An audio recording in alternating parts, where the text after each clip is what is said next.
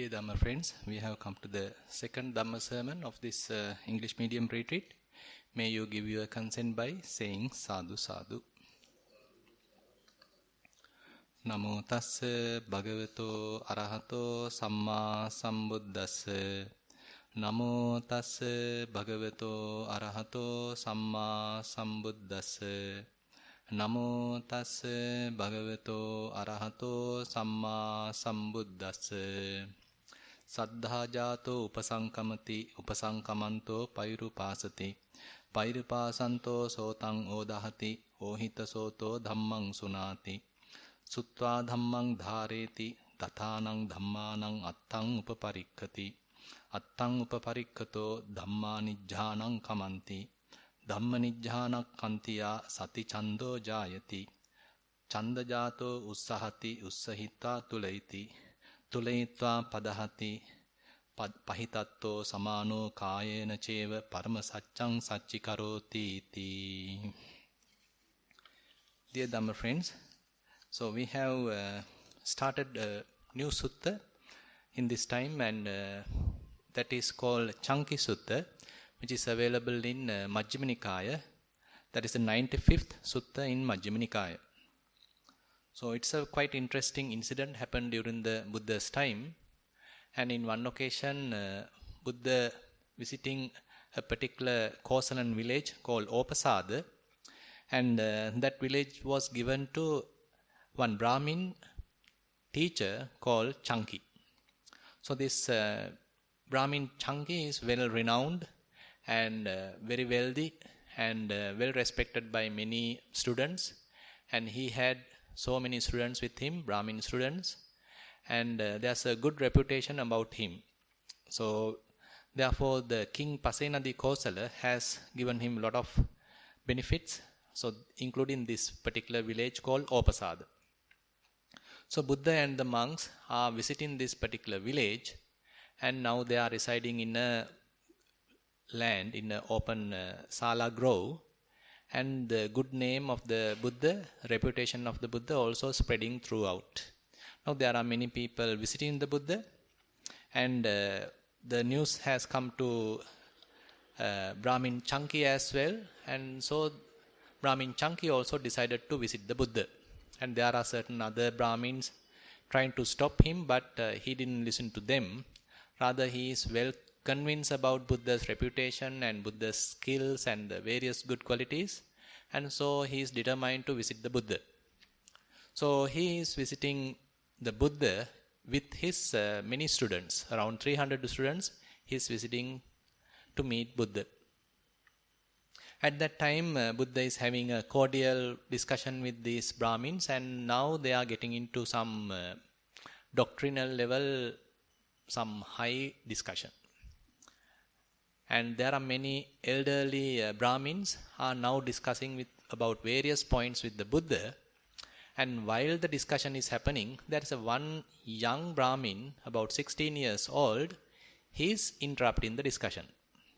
So you can see that the situation that suppose there are very, very elderly Brahmins and the Buddha are discussing, and if someone young, just 16 years old, young guy is interrupting the discussion, so it is very much like he doesn't know the manners.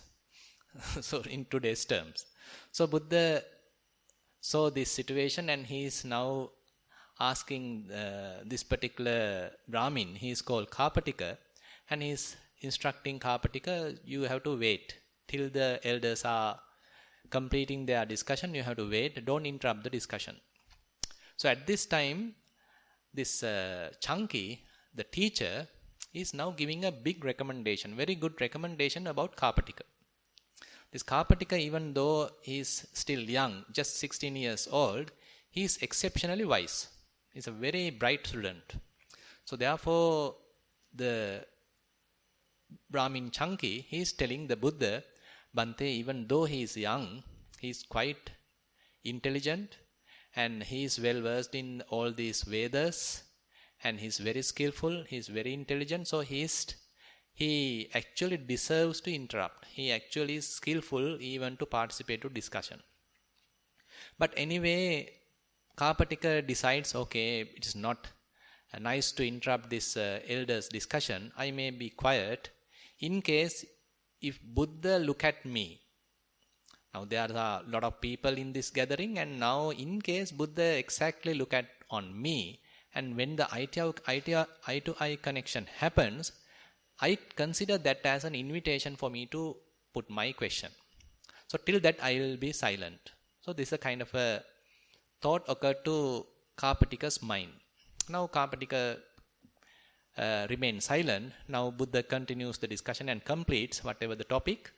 And then Buddha understood now this Kapatika, as Brahmin Chanki said, is one of the intelligent students among this gathering, and maybe even intelligent than everyone else. So Buddha now looks at him. Now the eye to eye connection happened, and now Kapatika understood, okay, now this is the time to put my question. Now he is putting his question, and he is asking recluse Gautama. So he is a Brahmin. Now Buddha is being addressed by a recluse or Gautama from his clan's name, and he is putting his question. Now we have various Veda books, and we are simply studying them out of faith, and our teachers are telling this is the only truth, everything else is false. What is about your view about this decision, this conclusion? And then Buddha asking Kapatika, he is asking, are there any teachers, these Brahmin teachers, they are telling that I have seen it properly. I have investigated it myself. I have seen it, realized that myself, and this is the only truth. Everything else is false. Are they telling like that, or are they simply telling it, this is truth, everything else is false, just for the mere belief? Then Kapatika honestly accept. So they are not claiming that they really understood or they really realized the whatever the teachings. Rather, they simply say, so this is the only truth, everything else is false. Then Buddha is asking, are there any previous teachers, before the present teachers, are there any previous teachers who claim that they have really seen the truth, they have really realized the truth, and because of that they tell this is the only truth, everything else is false? Are there any previous teachers telling like that, making such claim? Then Kapatika is telling still no. They also simply says this is the truth, everything else is false, out of faith. Then Buddha is telling, okay, even the very originators or the creators of these Vedas, they themselves haven't seen the truth. They somehow compiled this everything, and now they are presenting it. They are coming from generation to generation, and they simply say this is the only truth, everything else is false. So then it is very much like blind faith. Then Kapatika halfly accepted. He is telling Bhante, it is not only out of faith, but when it is coming from the oral tradition, that is another reason that they are telling this is the truth. Now Buddha is telling Kapatika, there are 5 ways that might have truth or false. So one we already discussed, that is the faith. So there is something out of faith that one is believing. So you have some kind of faith on particular teaching, and therefore we believe. And Buddha says, if one really preserves the truth, he has to have some open attitude about what he is believing, what he is faithfully believing. So don't come to a definite conclusion thinking this is the only truth, everything else is false. Instead, you have to have a kind of an open attitude in the mind. So even though I faithfully believe this as the truth, it might not be the truth. What I have discarded as something as false might carry the truth. So therefore, the one who in a very unbiased attitude, maintaining kind of an unbiased attitude, one who likes to preserve the truth, he has to take this kind of an approach. Rather than coming to a definite conclusion, he preserves the truth out of faith. But what he is preserving might or might not have the truth. Something he couldn't preserve might have the truth. So he is having this kind of an attitude. And then Buddha is going into the next point. That is ruchi. That is called the out of desire, out of like. So there may be certain teaching that kind of internally we have some inclination towards it. So I like it. I desire it. So therefore I am preserving it. So even there Buddha is telling, if one really preserves the truth, he has to have some open attitude even there in that situation as well, that he should not take it for granted thinking this is the only truth, everything else is false. Instead, he has to take an open attitude, open-minded approach. Even though I like this particular teaching, it may or may not have the truth. What I might not like can carry the truth. So this is the second aspect. Then Buddha is going to the third aspect, that is called the anussava, where it is coming from tradition to tradition, coming from the oral tradition. You know, during the old days, there are no any technological sort of methods available to preserve some teaching. Rather, people memorize the teaching. So it coming from one generation to the other generation, they recite, they again and again recite, and they memorize. So that is how the oral tradition has come.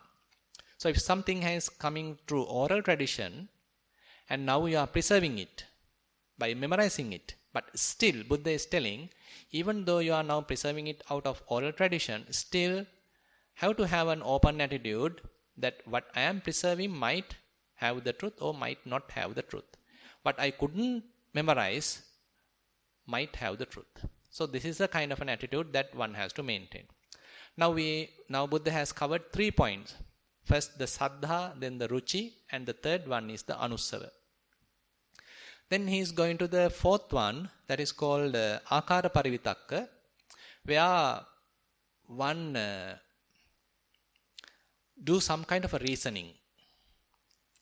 He has certain facts available, and now he is doing some sort of an analysis, some kind of inferential knowledge. So out of that, he takes this is the truth, and now he is trying to preserve it.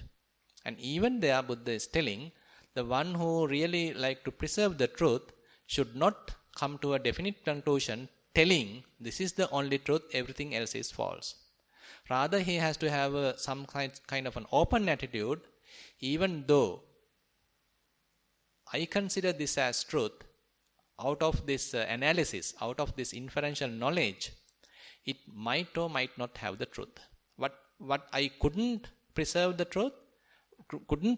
might carry the truth. So that is the fourth approach, fourth method.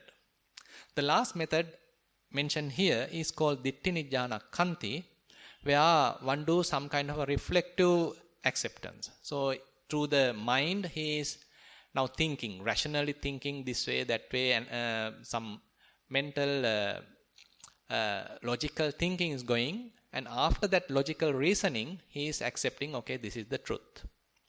Even there, Buddha is telling, don't come to a definite conclusion, thinking this is the only truth, everything else is false. Instead, have an open attitude. Even though now I believe out of reasoning this is the truth, this as the truth, and I am preserving it, but still there is a possibility truth might not be there. So these are the 5 methods now Buddha is telling to Kapatika that how one can preserve the truth. And telling that, Buddha is telling even though one is preserving truth like this, still he hasn't come to the discovery of the truth. Now there's a distinction here. Now there are various methods available at that time, and these are 5 methods mentioned here. And actually 2 methods coming out of emotion, and the third one out of tradition. And the last 2 very much into the analysis or logical thinking, rationalizing. And anyway, all these 5 are still just the preservation of the truth, but not real discovery of the truth. Therefore, Buddha is telling, still the person hasn't come to the real discovery of the truth. Because all these 5 methods might or might not have the truth. One may be using any of these techniques to preserve the truth, and Buddha says it might or might not have the truth. So he is taking now Kapatika to the next step, telling one hasn't come yet to the real discovery of the truth. That is called Satchanubodha. So the previous one is called Satchanurakha, one preserves the truth. But there also the correct attitude is, even one preserves the truth, he has to have an open attitude. What I am preserving might or might not have the truth. Something else might have the truth. So there is a possibility therefore for the next step, that is the Satchanubodha, discovery of the truth. Now Kapatika now have a question, because now Buddha didn't complete the answer, so he is now giving space to a next stage. He is opening the stage, opening the question to a next stage, that there is something called Satchanubodha, discovery of the truth. Now he is putting the next question to Buddha. He is telling, Bhante, I understood what you are telling. All these 5 methods are available, and one may be preserving the truth, but still I don't know how to discover the truth. So could you explain me the method, how to discover the truth? Now Kapatika is asking that how to discover the truth from the Buddha. Now Buddha is taking a new approach, and he is telling, there may be a monk from my dispensation who has undergone some kind of an understanding. Now he is associating a village. Now he is taking the approach to a different side now, and this monk is now associating a village for a long time, and there may be another person in this village, and he observes this particular monk. So he closely observes this monk, and he simply checking whether this particular monk is behaving out of greed. And out of greed, if he is making any claims, I know this, without really knowing it. Out of greed, he makes some kind of a claim, telling that I see it, out of greed. Or he is urging the others to various harmful situations, giving wrong instructions, giving wrong directions, out of greed. And are there any bodily misconduct related to this particular monk? Are there any verbal misconduct or behavior related to this particular monk? So now this particular householder is investigating this particular monk. He is now observing this monk. Is he out of greed telling or making any such claims, telling that really without knowing? If he is making some kind of a claim, he knows. Really without seeing, is he making any kind of a claim that I see it? And out of greed, is he giving wrong instructions, which is very harmful to the many of the people? Now he is checking. And there he couldn't find such fault. So he decides, okay, out of greed, this particular venerable is not making such claim, and he is not giving wrong instructions, and people are not being into wrong direction or sort of a misleading. So there is no such greed as such available with this particular venerable. Now he is checking the next aspect. Out of hatred, are there any wrong directions, wrong instructions given out of hatred? Is he making any kind of a claim out of hatred? I know it, I see it, like that. Or out of hatred, is he giving any wrong instructions to the others, making kind of a, say, sermon or any kind of a discussion? Out of hatred, is he giving wrong instructions? So which is very harmful to the listeners. So listeners may be following him, and they also get into struggles, quarrels, because of the wrong instructions of this particular venerable. So now this householder is searching, kind of investigating, inspecting this particular venerable, this particular monk, and there also he found, no, out of hatred also this particular monk is not behaving like that. How about out of delusion? Now Buddha take into the next aspect. He's telling out of delusion, is he giving wrong instruction? Is he making a wrong claim, telling that I know everything, or I know this, I see it, just out of delusion? And out of delusion, is he giving wrong instruction to the audience, to the followers? And they also going to wrong beliefs. So now this particular householder is doing some kind of a investigation, and there also he found no. He's still not giving that kind of a claim and that kind of a wrong instruction out of delusion. Now because of this investigation, now some faith arises in the mind of this householder. Now you can see how Buddha approaches. It is not just a blindly go and respect, rather in a distant one is observing the behavior of that particular venerable. And because of this inspection, because of this observation, now some sort of a faith arising in the mind of this particular householder.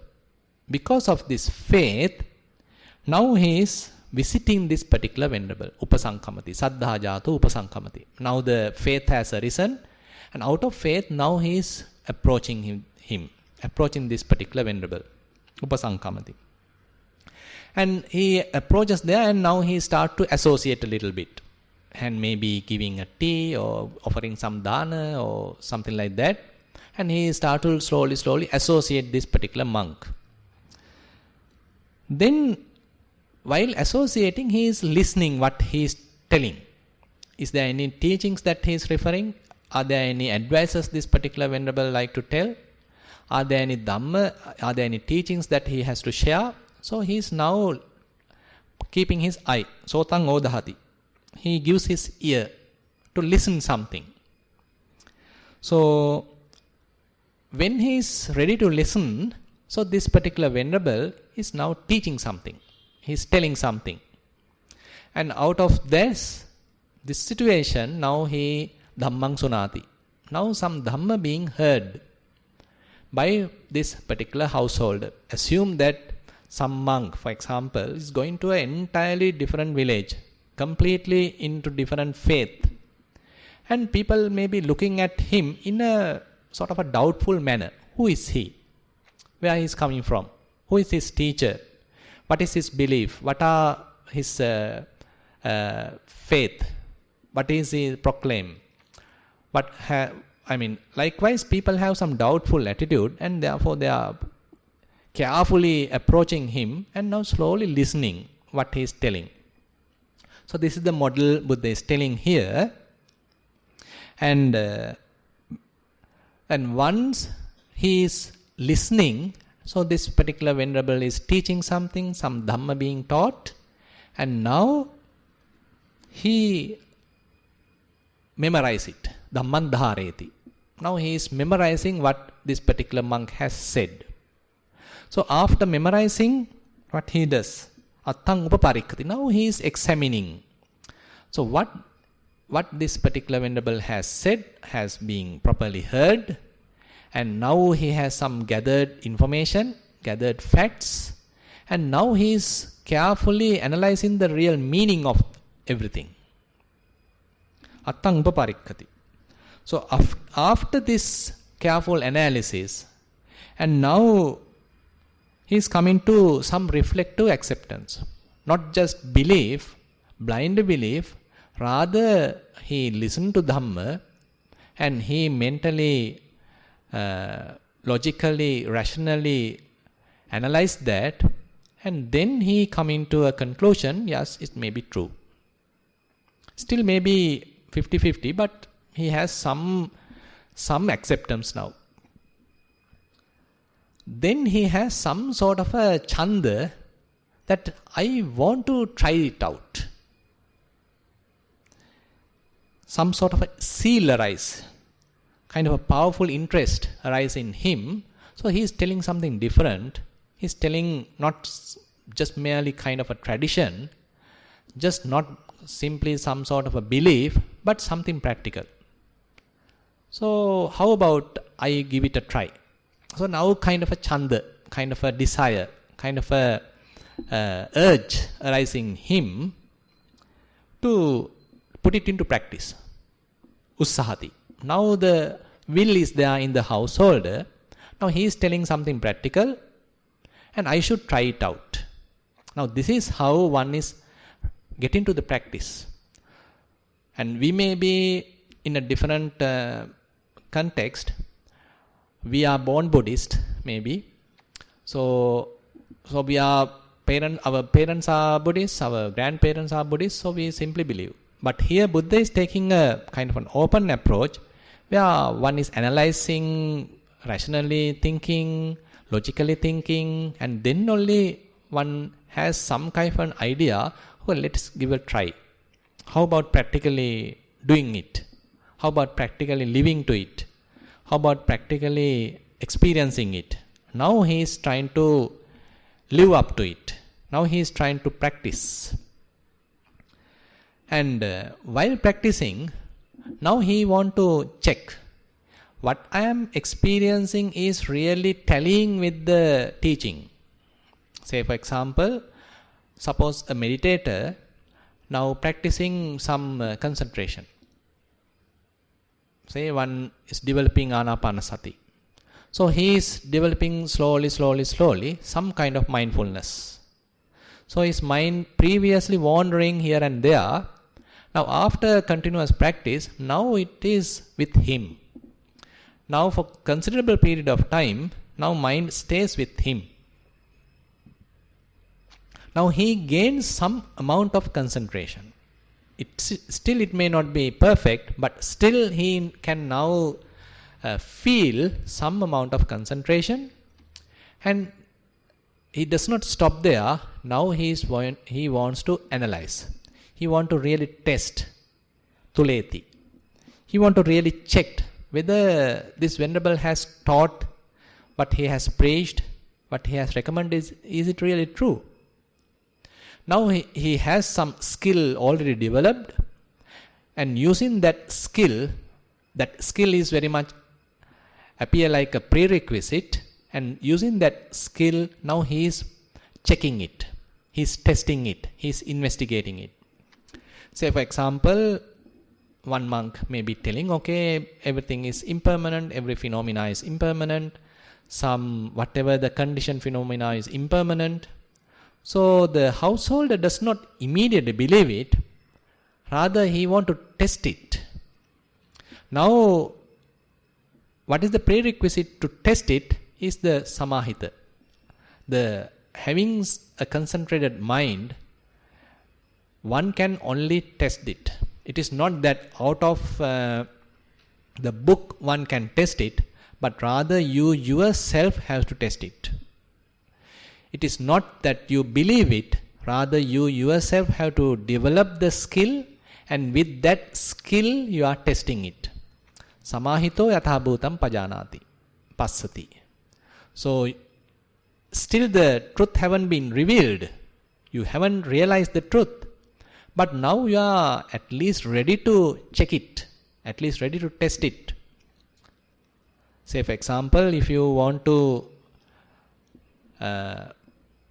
make some furniture, even though you have the design in your mind, if you don't have the tool, you can't make it. You need to have a hammer, you need to have wooden, you need to have nails, everything, the saw, everything like that. All these are the prerequisites. All the tools, equipment are necessary for you to create or make a furniture. Similarly, the yogi, the meditator, has to have certain tools, has to have certain skills in order to do this experiment. So what are these tools? Primarily, this is the concentration. So one important aspect is that samahita chitta, concentrated mind. If you have a scattered mind, restless mind, you can't do this investigation. So therefore, for the practice, one prerequisite is to make a good concentration. So fair amount of time has to be spent on this, and suppose one succeeds, and then he has some amount of concentration. And now he does not stop there. Why he prepared this concentration is to do the real investigation. So now he has the skill, now he is using that skill to do the real investigation. So now he is using this particular concentration to check. Maybe it may be the elements, maybe it is the feelings, maybe it is the thought process. Whatever the conditioned phenomena, now he is put it under investigation. Now he is closely observing. So he got the teaching telling that all these things are impermanent. What is impermanent? What is unsatisfactoriness? What is non-self? Not merely blindly believing, rather now he want to really see. He want to really know by himself. Now you can see how deeper Buddha is taking us. It is not that Buddha wants to condition our mind, rather Buddha wants to investigate through our skills, using our skills, using our capabilities. And with these developed skills, with these developed capabilities, now one is really investigating the Dhamma. So Dhamma is inviting us, ehi passiko, come and see, come and check, come and investigate. It is not Buddha inviting us, rather the Dhamma itself is inviting us. So now the yogi has prepared his mind, has prepared the concentration, and now this concentration being used to do the real investigation. Now he is investigating. Now again and again he is investigating. He applies his mind to a particular phenomena and he is checking, is it really true? Is it permanent? Is it giving me lasting happiness? Is it possible for me to control? Is it behaving the way I want? So he has some kind of a challenging attitude to the phenomena. He is not blindly believing and he is not having even a kind of a rejection, rather he is in a middle position. It may be true, it may not be true. So therefore he is ready to accept or even to reject. Now he is checking, he was testing. Not just one phenomena, but many phenomena, not just one time, but many 1,001 times. Again and again, under his very eyes, he is now testing it, investigating it. Now this requires fair amount of effort. So in order to test, you can't do it overnight. You need fair amount of effort. So therefore the striving is there, padahati. Striving is there. You need to have very considerable period of time to do this test, to do this investigation. It is not borrowed knowledge, rather it is your own knowledge. Till you become convinced, till you yourself understood, till you yourself see it, you have to investigate. We have to investigate. So that is the teaching. It is not that Buddha expecting us to blindly believe him, rather he is giving some hints, giving some directions.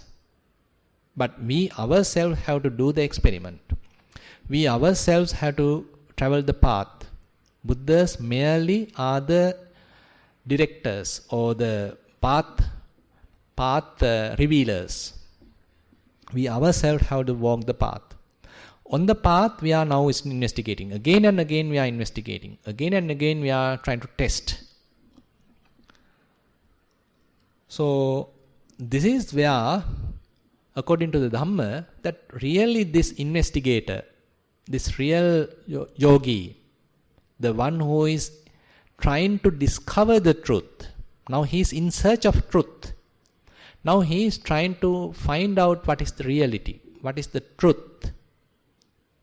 So out of his effort, continuous effort, striving, now he slowly understands by himself. It happens slowly.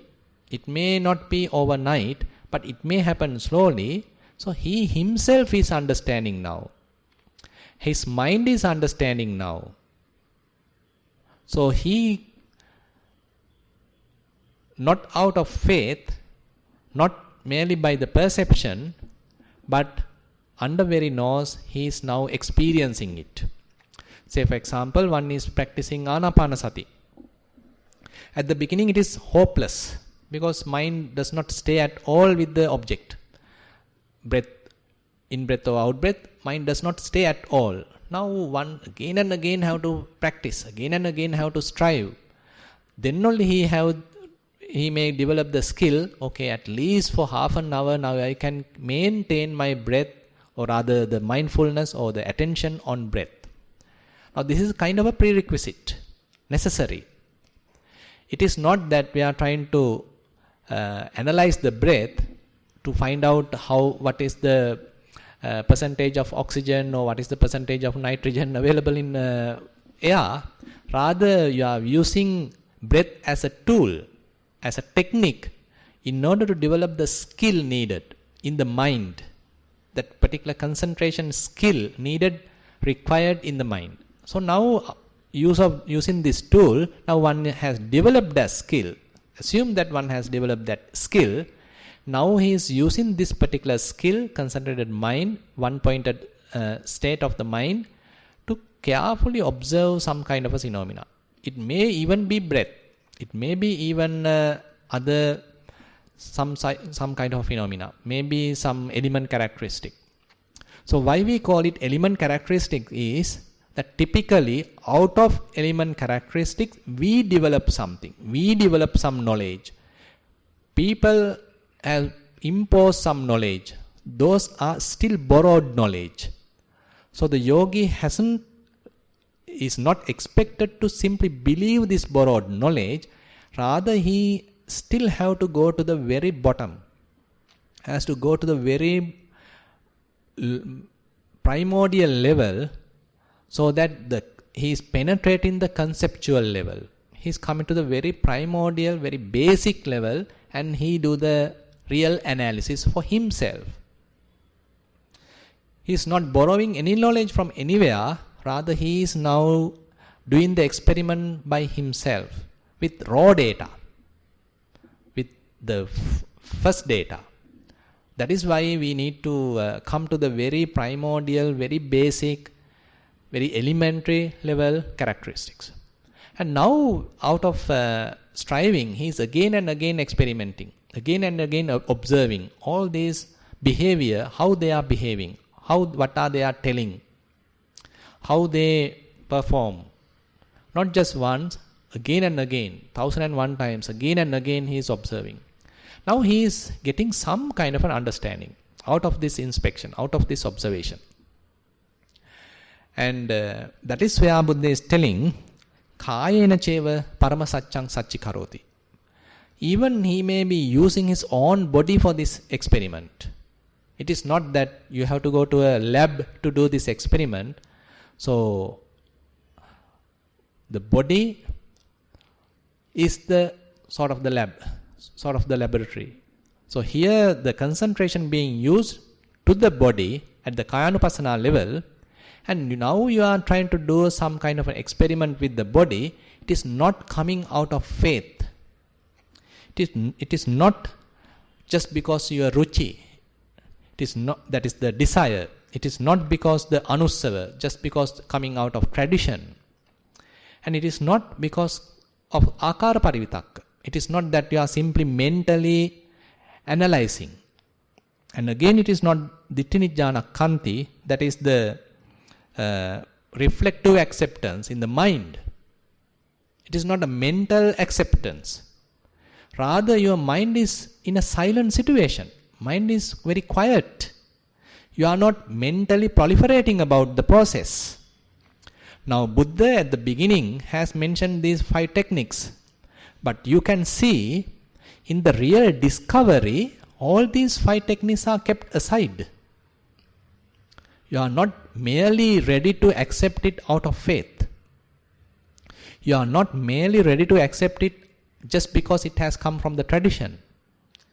You are not merely ready to accept it because you like it. And you are not even accepting it just by merely analyzing it 1 or twice. Thinking, okay, I have understood it just 1 or twice, may be true. You are not coming to that kind of a conclusion. And actually, we ourselves are not the one coming to the conclusion. It is the mind coming to the conclusion. And how you know that mind has come to the conclusion? So there Buddha is telling, if one really understood the truth, or if one really understood the real characteristics, then the mind go away from that phenomena, seeing the repercussion, seeing the disadvantages. So that is something beautiful. Here, so more and more one practices, it is kind of a process now starting that you come to a separate place. Now the process is going on. Now the mind is doing some kind of an experiment, some sort of an investigation, and mind is now developing some sort of a momentum. And when this particular momentum come to some higher level, some culmination, then mind itself come to some understanding. So this is a very beautiful process where Buddha is taking. It is not that out of faith that you are bringing the mind to some state. You can't do it. Even though you have the faith, still mind is not convinced. Even though you like the teaching, still mind may not be convinced. Even though it is coming from the tradition, maybe you are listening again and again to certain Dhamma sermons telling the same thing, anicca dukkha anatta, 1001 times, but still mind attaches to certain things. Mind go and grasps things. It means the mind hasn't yet understood the teaching. Mind hasn't yet well discovered the truth. Now here, Buddha is telling, actually it is maybe according to the commentary, now this stage, this Satchanubodha, discovery of the truth, is the attainment of the Sotapanna. Where Buddha is telling that one has now discovered the path. One has now become a trainee. One has now become a seeker because he has seen the path. He has discovered the path by himself. Not yet complete. That also we have to discuss maybe next time. Now Buddha is taking us in this particular section, Satchanubodha, how one is putting the things into practice, and out of practice he is developing some sort of a momentum, and this momentum, this realization is irreversible. It is not going back. So this is a kind of a firm determination, coming to a definite conclusion by really discovering the truth. Not merely by faith, not just because the desire, not just because coming out of tradition, or just because you mentally thought about it, or not just because logically you found it is true. All these typical methods mentioned in the first section become invalid. Now it becomes your own investigation, your own encountering of the truth, your own discovery of the truth. So that is very beautiful. That is very refreshing. So that is where the Buddha's teaching is still living. It is not obsolete. So even though Buddha has mentioned all these techniques, say 2600 years ago, still one can practice even today. Still one can put it into practice and test it even today. Then it starts to live. Then only it becomes fresh. Then only still it is available even for today's human beings, even today's population. And then only one become really convinced, okay, this is the truth. Now I have found the truth. Now I have discovered the truth. So now Buddha is telling this path to Kapatika. Now Kapatika understood. Now what he is telling is entirely a practical path. It is not just because of a belief. It is not just because of a faith.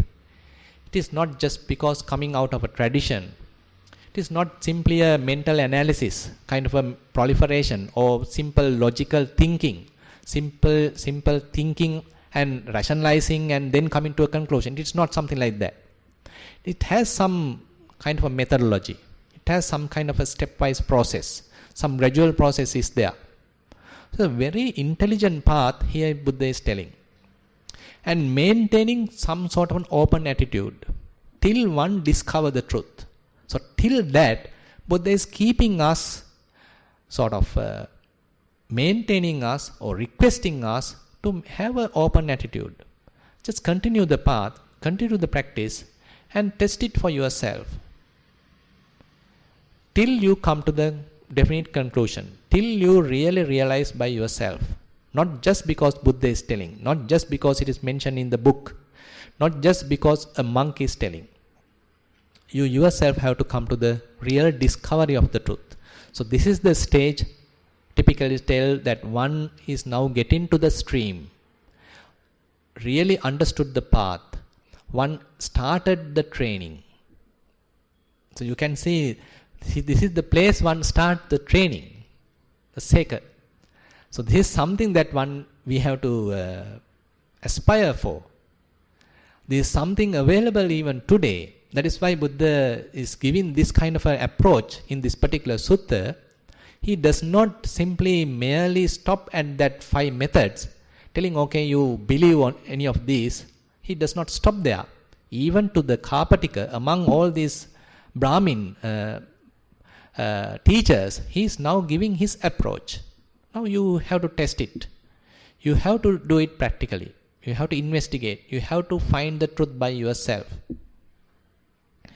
And after that, actually, now Buddha is telling Kapatika, now one has come to the Satchanubodha, the discovery of the truth, but still he hasn't come to the Satchanupatti.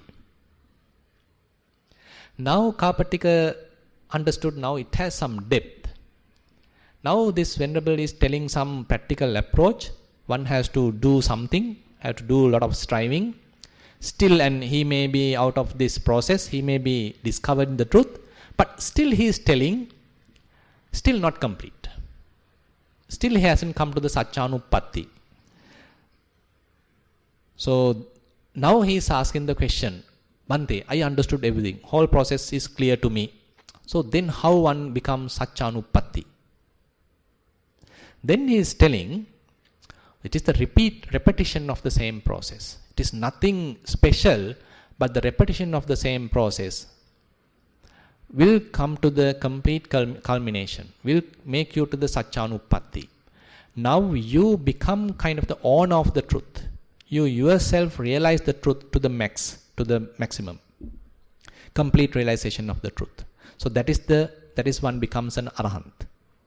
So there are some other part to this sutta we may be discussing on next month. So this is something what we have to think about. So where Buddha has given enough facility for us to test, enough facility to us to investigate, enough place for radical investigation. So this is something encouraged in the Dhamma, mentioned again and again in the Dhamma, and therefore it is really practical, very scientific, and in a way quite intellectual, and not just it approaches or invites kind of intellect or intelligent approach, rather we can practically test it. So since Dhamma is inviting us to come and see, come and test, come and see for yourself, so let's try to practice it and to test it and to realize the truth within this very life. With that note, I will conclude today's Dhamma sermon. Thank you very much for listening.